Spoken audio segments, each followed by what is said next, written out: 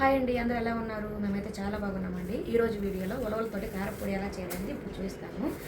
మా ఆఫీస్లో ఒక ఆంటీ ఇచ్చారనమాట. వీటితోటి నేను కారపొడి చేద్దాం అనుకుంటున్నాను. ఇప్పుడు చేస్తాను. ఎలా చేస్తానంటే ఇప్పుడు చూపిస్తాను. మీరు కూడా ట్రై చేయండి. హెల్త్ చాలా మంచిది. ఖచ్చితంగా రోజు మనం అన్నం తినేటప్పుడు కారపొడి వేసుకొని తింటే హెల్త్ కూడా చాలా మంచిది. ఇది ఎలా చేయాలని చూసిద్దాం. ముందుగా అయితే ఉలవల్ని వాష్ చేసుకొని ఎండకు ఆరబెట్టుకుందాము. ఆ తర్వాత ఈ కారపొడి అనేది తయారు చేయాలి. ఉలవలలో ఎక్కువగా రాళ్ళు ఉంటాయి అన్నమాట.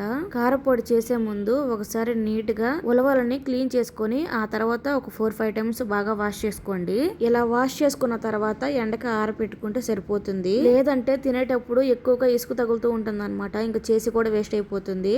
అందుకే ముందుగానే క్లీన్ చేసుకుంటే ఏ ప్రాబ్లం ఉండదు అనమాట. ఈ కారపొడి అన్నంలోకే కాదు, ఇడ్లీ దోశల్లో కూడా చాలా బాగుండిద్ది. ఈ ఉలవలు డైలీ తీసుకోవడం వల్ల రుచికి రుచి, ఆరోగ్యానికి ఆరోగ్యం కూడా ఉంటుందన్నమాట.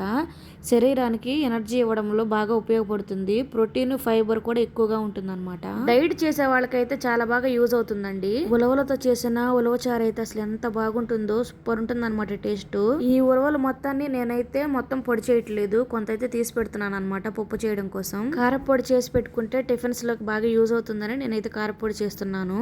ఇవి తింటే బాడీ త్వరగా హీట్ అవుతుంది అనమాట. అందరికీ కాదు, కొంతమందికి. అంటే త్వరగా బాడీ హీట్ అవుతుంది అనుకున్న వాళ్ళు మాత్రం ఇవి తిన్నప్పుడు ఎక్కువగా మజ్జిగ కానీ మంచినీళ్ళు కానీ ఎక్కువగా తీసుకోండి. దీని వల్ల ఎలాంటి సైడ్ ఎఫెక్ట్స్ ఉండవు అనమాట. సో హ్యాపీగా తీసుకోవచ్చు. చిన్న వాళ్ళ దగ్గర నుండి పెద్దవాళ్ళ వరకు ఎవరైనా తీసుకోవచ్చు అనమాట. ఇవి ఎలాంటి ప్రాబ్లం ఉండదు.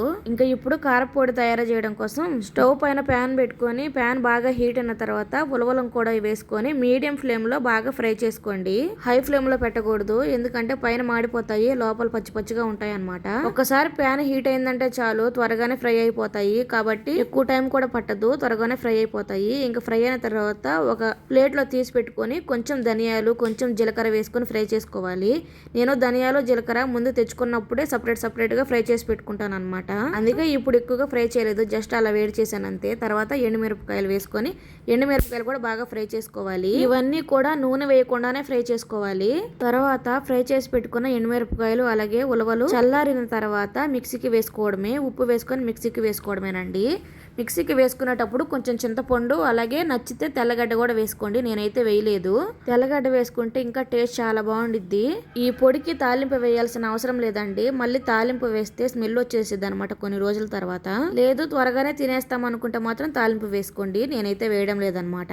ఉలవల కారపొడి చాలా ఈజీగా ఉంది కదా, మీరు కూడా ట్రై చేయండి. ట్రై చేసి టేస్ట్ ఎలా వచ్చిందనేది కమెంట్ చేయండి. అలాగే ఇలాంటి హెల్తీ రెసిపీస్ కోసం మన ఛానల్ ని లైక్ చేసి సబ్స్క్రైబ్ చేసుకోండి. Thank you for watching.